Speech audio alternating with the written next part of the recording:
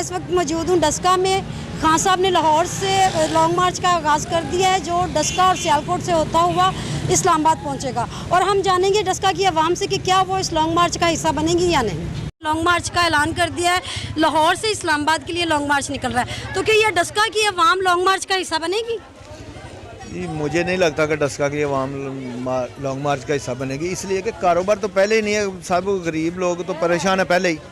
और क्यों नहीं, आप जा रहे हैं लॉन्ग मार्च में? जी जाएंगे इंशाल्लाह। हम लॉन्ग मार्च का हिस्सा नहीं बनेंगे, हम अपने कारोबार चलाएंगे कि लॉन्ग मार्च का हिस्सा बनेंगे। कारोबार पहले ही दबा चुके हैं, कभी लॉन्ग मार्च आ जाता है, कभी इस्लामाबाद आ जाता है, कभी सियासतदानों के अपने झगड़े शुरू हो जाते हैं, इसलिए हम लॉन्ग मार्च का हिस्सा नहीं बनेंगे। लॉन्ग मार्च का हिस्सा बनेंगे? हाँ जी ज़रूर बनेंगे इंशाल्लाह। लॉन्ग मार्च का हिस्सा बनेंगे? इंतज़ार हम बड़ी शिद्दत से इंतज़ार कर रहे हैं हम।